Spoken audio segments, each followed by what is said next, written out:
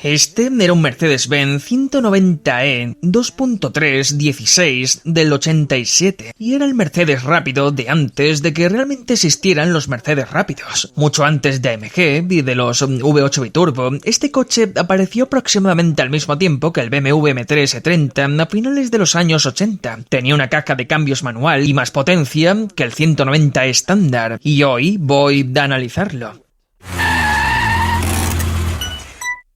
Y voy a empezar con una descripción. Durante las décadas de 1970, 80, AMG y Mercedes eran dos empresas completamente separadas. AMG era simplemente una empresa de preparación que hacía sus propios proyectos y desarrollaba sus propios coches. Mercedes y AMG no comenzaron a colaborar hasta principios de los años 90 y Mercedes no compró AMG hasta el 99. Antes de eso, cuando Mercedes quería fabricar un coche de altas prestaciones, lo hacía por su cuenta, y existen algunos Mercedes de alto rendimiento muy memorables de aquella época. Estaba el 300 SL 6.3 de los años 60, el 450 SL 6.9 de los años 70 y a principios de los 90 Mercedes lanzó el 500E, desarrollado conjuntamente con Porsche. Y luego estaba el 190E, era la berlina de acceso a la gama Mercedes-Benz durante los años 80 y principios de los 90. Era esencialmente el Clase C antes de que Mercedes comenzara a llamarlo Clase C, y el 2.3 16 era la versión de altas prestaciones, denominada así porque montaba un motor de 4 cilindros y 2.3 litros con 16 válvulas. Fue desarrollado parcialmente por Cosworth. El 2.3 16 producía 167 caballos y 162 libras de torque. Aquí en Norteamérica tenía aproximadamente 20 caballos menos que en las versiones europeas. Aceleraba de 0 a 100 en unos 8 segundos, una cifra bastante buena para una berlina deportiva de su época. El 2.3 16 fue concebido como la versión de calle suavizada de un coche de competición que participaba en el campeonato DTM de turismos. También existía una versión 2.5 16 con alrededor de 200 caballos que se vendía en Europa, y posteriormente llegaron los modelos Evolution con todavía más potencia y enormes alerones. Esos son realmente raros y extremadamente valiosos. Un buen 190E Evolution puede venderse por más de $200.000, pero el 2.3 16 fue el único 190E deportivo que se ofreció oficialmente en Norteamérica, así que hoy voy a analizar el 2.3 16. Voy a mostraros todos sus detalles y características de esta berlina deportiva de Mercedes anterior a los C63 y al E63. Después lo sacaremos a la carretera, lo conduciremos y le daremos una puntuación. Voy a comenzar con los detalles y características desde el interior. En primer lugar, ya resulta inusual ver una palanca manual en cualquier Mercedes-Benz, pero este era un coche deportivo y pertenecía a una época diferente. Y esta unidad es manual de verdad, con 3 pedales. Sin embargo, lo extraño de esta palanca no es que exista, sino el esquema de cambio. Este coche utiliza una transmisión de tipo dogleg, lo que significa que la primera marcha está abajo a la izquierda en lugar de arriba a la izquierda. Arriba a la izquierda está marcha atrás. La teoría detrás de esto es que la segunda y la tercera son las marchas entre las que se cambia cuando se conduce en circuito. Mercedes-Benz quería que esas dos marchas estuvieran alineadas en línea recta para permitir cambios más rápidos durante la conducción deportiva. Pero seguramente os estaréis preguntando, ¿qué ocurre si accidentalmente empujas la palanca hacia arriba y a la izquierda buscando la primera marcha? ¿Acabaríais metiendo la marcha atrás? Pues no, Mercedes-Benz pensó en ello. Existe un sistema de bloqueo. Para engranar la marcha atrás, tienes que levantar la palanca y luego moverla hacia arriba y a la izquierda, precisamente para evitar que eso suceda. Otro detalle interesante, justo delante de la palanca de cambios, en la consola central, encontramos 3 relojes auxiliares. El de la izquierda muestra la temperatura del aceite, el de la derecha es el voltímetro de la batería, pero ¿qué es el del centro? Pues es un cronómetro de vueltas. Este era el modelo deportivo de altas prestaciones. Era la versión doméstica de un coche de competición. La idea era que lo llevaras al circuito, y por eso venía equipado con un cronómetro para medir tiempos por vuelta. Hoy en día esto es habitual en muchos coches deportivos, pero en aquella época prácticamente ningún automóvil tenía algo parecido. Otro detalle interesante que se encuentra en esta zona es el control de los espejos eléctricos. Está situado justo en el centro de la consola, delante de la palanca de cambios, y funciona como cualquier control de espejos eléctricos, nada extraño. Pero solo hay uno. No existe un selector para alternar entre el espejo izquierdo y el derecho. Entonces, ¿qué ocurre? Pues que ese control sirve únicamente para el espejo del pasajero. El espejo del conductor no era eléctrico y, en cierto modo, tenía lógica. Podías ajustar fácilmente el espejo del conductor desde tu asiento, pero para ajustar el del pasajero tendrías que salir del coche y rodearlo. Así que instalaron un mando eléctrico únicamente para ese espejo. Y ya que hablamos de los retrovisores, encontramos uno de los detalles más interesantes de los Mercedes-Benz de esta época. Los espejos tienen tienen tamaños diferentes. Podéis ver que el espejo del conductor es más horizontal y sobresale de la puerta, y el pilar A, el espejo del pasajero, es más vertical. La razón era compensar los distintos ángulos muertos. En el lado del conductor interesaba una visión más panorámica y horizontal. En el del pasajero era preferible un campo de visión más alto y vertical. Por eso Mercedes-Benz utilizó espejos de diferentes tamaños en muchos de sus modelos durante los años 80. Aunque hoy ya no lo hace. Este coche dispone de asientos eléctricos, nada sorprendente. No era solo un coche deportivo, también era un coche de lujo. Lo interesante es que existe un pequeño control adicional situado junto a los mandos de los asientos eléctricos en el panel de la puerta. Sí, este coche tiene reposacabezas eléctricos, algo poco común entonces, salvo en vehículos de lujo de muy alta gama. Pasemos a otro detalle curioso. La mayoría de los coches modernos tienen una luz de avería del motor que informa cuando existe algún problema en el sistema de emisiones. Actualmente esto es obligatorio por normativa gubernamental y lo ha sido desde los años 90, pero este coche es anterior a esas regulaciones, por eso tiene una luz específica para los sensores de oxígeno. Dispone de un testigo exclusivo para la sonda lambda y no existe una luz genérica de avería del motor. Hay una luz concreta destinada a avisar cuando un sensor de oxígeno presenta un fallo. Pasemos al sistema de audio. Hay varios detalles interesantes. Para empezar, este coche dispone de 10 emisoras memorizables, pero están separadas entre FM y AM. Hay 6 memorias para FM y 4 para AM. Esto era relativamente común en coches antiguos, sin embargo, hoy resulta bastante extraño encontrar un vehículo que separe las memorias de FM y AM de esta manera. Otro detalle del equipo de sonido es el control de volumen. Aunque una rueda giratoria suele ser más práctica y cómoda para subir o bajar el volumen, este interruptor basculante resulta satisfactorio de utilizar. Puede parecer una acción muy simple, cambiar el volumen de la radio, pero cuando se hace mediante este tipo de interruptor, se convierte en algo sorprendentemente agradable. Otro detalle interesante está relacionado con la antena. Con muchos coches de la época, cuando encendías la radio, la antena situada en el maletero se elevaba automáticamente para mejorar la recepción. Eso no era especialmente raro. Lo inusual es que este coche puede controlar la antena manualmente. Existe un pequeño interruptor en la parte superior del salpicadero, puedes subir o bajar la antena cuando quieras, y esto demuestra una atención al detalle realmente notable, porque si enciendes la radio y luego introduces una cinta de cassette, la antena se elevará automáticamente al detectar que el sistema de audio está funcionando. Pero tú no quieres que la antena esté levantada, eso es feo. No necesitas la recepción de radio porque estás escuchando una cinta de cassette, así que puedes mover el interruptor a la posición de apagado y la antena se retraerá automáticamente. De ese modo, no alterará las elegantes líneas del coche cuando no la necesites. Un par de interruptores interesantes situados a la izquierda del volante. Podéis ver que hay un interruptor que enciende una luz que en realidad activa la luz de techo trasera situada sobre los asientos posteriores, así que si los pasajeros traseros te lo piden con suficiente amabilidad, puedes encenderles la luz desde este mando situado delante. No existe un interruptor en la parte trasera, solo hay uno delante. Por tanto, es el conductor quien decide cuando los pasajeros traseros necesitan luz. Volviendo por un momento al tema de las luces, este coche tiene una luz de techo principal, nada sorprendente, muchos coches la tienen, pero también dispone de una luz de lectura, y eso tampoco es raro. Sin embargo, en este coche solo existe una luz de lectura para el pasajero. Puedes encenderla y se ilumina exclusivamente el asiento del acompañante para que éste pueda leer un mapa mientras el conductor conduce. El conductor no tiene luz de lectura, presumiblemente porque los alemanes consideran que no deberías leer mientras conduces. Otro detalle interesante en la consola central, el cenicero.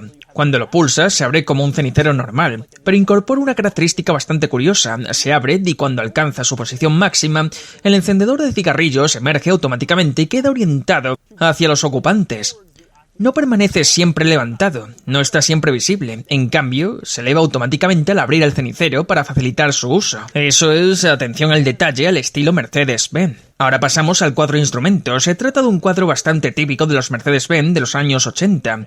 No hay nada especialmente extraño o llamativo, sin embargo, existen dos elementos que merece la pena señalar para quienes no estén familiarizados con los Mercedes de aquella época. El primero es el indicador de consumo. Actualmente los coches disponen de ordenadores de a bordo y pantallas que muestran toda clase de estadísticas relacionadas con el consumo de combustible. Pues bien, este coche simplemente tenía un pequeño indicador. Cuando acelerabas a fondo, la aguja se desplomaba hacia la zona roja. Cuando levantabas el pie del acelerador, volvía hacia la zona negra para indicarte que estabas conduciendo de manera económica. Mostraba el consumo instantáneo de ese preciso momento, pero no mediante cifras, simplemente mediante una aguja que te daba una idea general de lo eficiente que estaba siendo tu conducción. También me gustan los pequeños puntos puntos situados dentro del velocímetro, los lugares donde debías cambiar para obtener la máxima aceleración. Si ibas con el acelerador a fondo y buscabas el máximo rendimiento, debías cambiar de marcha al alcanzar esos puntos para mantener el motor en su rango óptimo. Era una característica interesante de algunos coches manuales antiguos que prácticamente ha desaparecido hoy en día. Por último, ya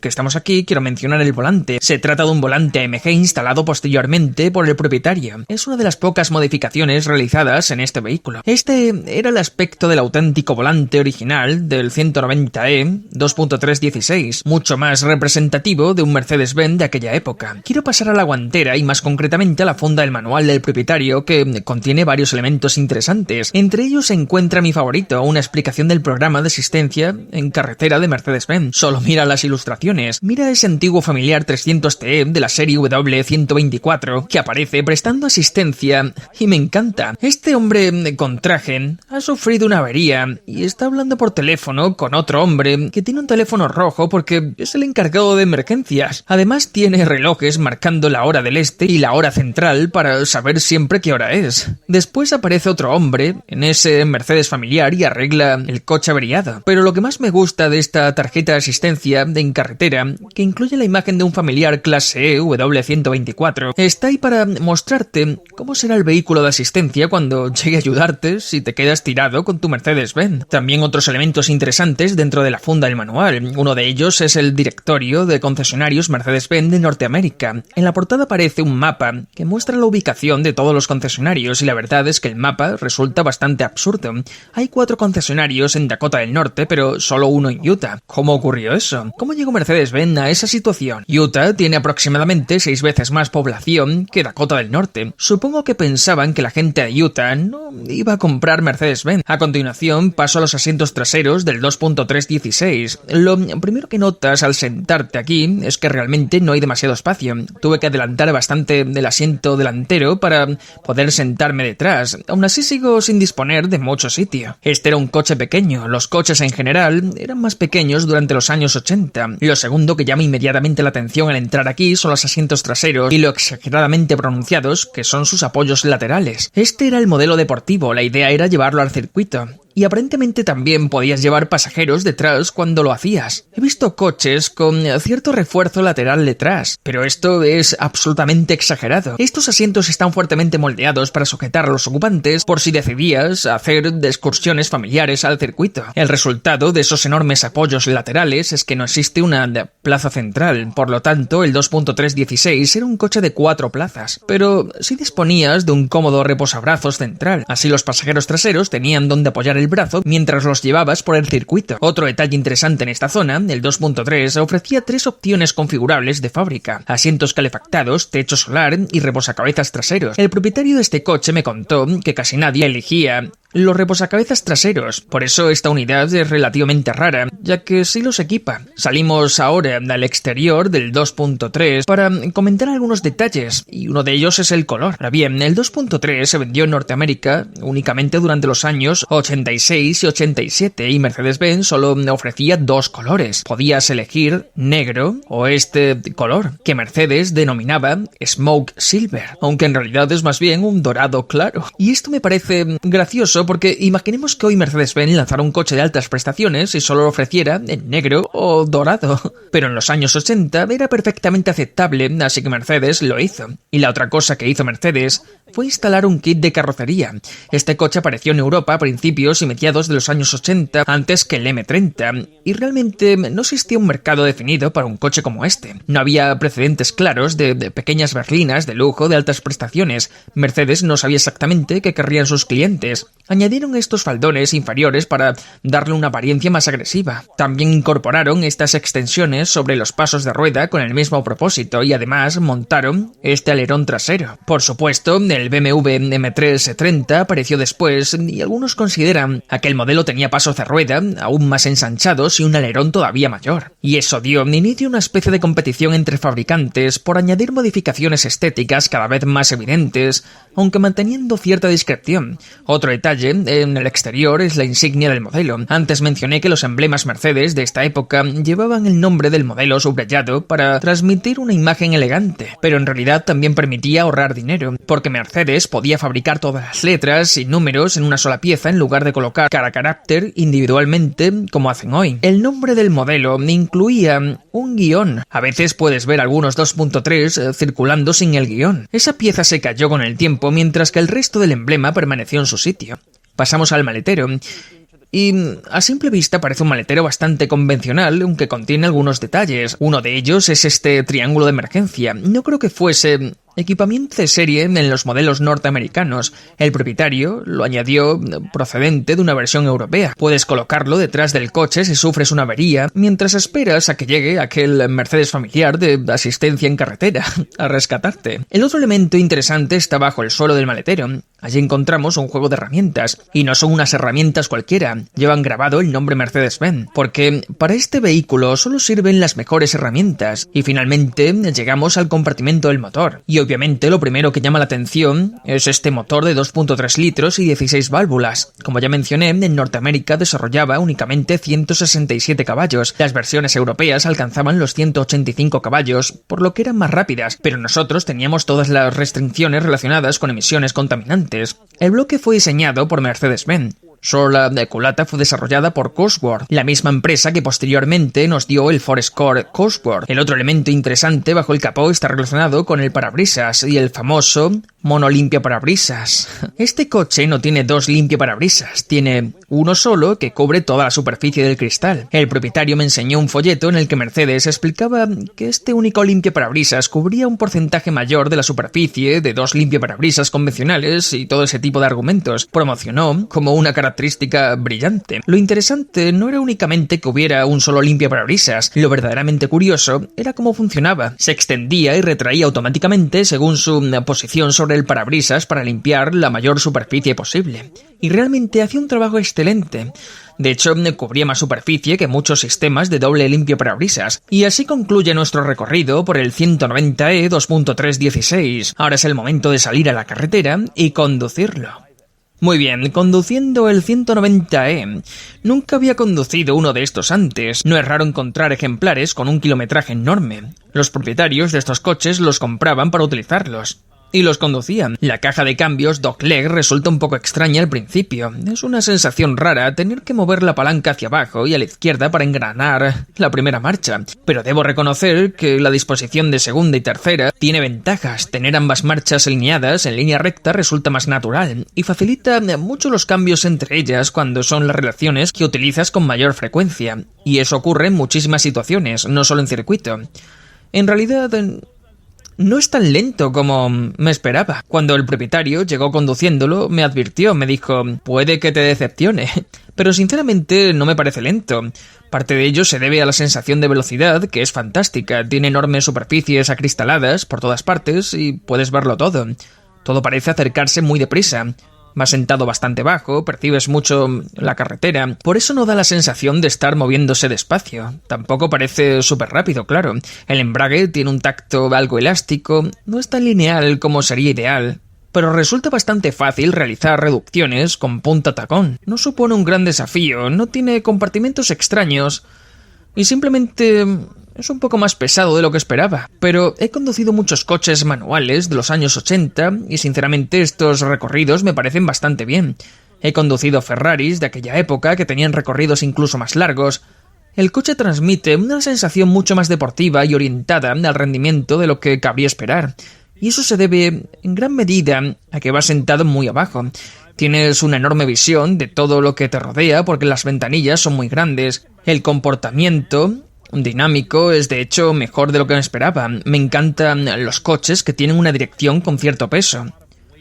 Y soy un auténtico fanático de cualquier coche que ofrezca una buena sensación de dirección y que no resulte demasiado impreciso ni excesivamente asistido. Y este coche es exactamente así, tiene una dirección con un tacto realmente bueno y muy bueno, la sensación es agradable. Cuando trazas una curva, transmite equilibrio, tiene más balanceo de lo que me esperaba y también dispone de más recorrido de suspensión de lo que me imaginaba, pero en realidad gestiona todo muy bien. Y cuando atraviesas curvas notas que es un coche ligero, que es corto y y que es fácil de mover y colocar en la carretera, y sigue transmitiendo esa sensación después de casi 40 años y después del traqueteo que lleva. Y así era el Mercedes 190e 2.3 16, la berlina deportiva de Mercedes de su época, el lejano antecesor del C63 AMG que todos conocemos y apreciamos hoy. Han pasado casi 40 años que este coche apareció en el mercado, pero sigue siendo interesante incluso en la actualidad. Y ahora vamos a darle una puntuación. Sumando ambas categorías, la puntuación total es de 46 de 100. Obviamente no es un Ferrari, ni un Lamborghini, ni un Aston Martin Lagonda. Pero el 2.316 tiene personalidad propia y resulta interesante por derecho propio. Y me alegra haber tenido por fin la oportunidad de probar uno.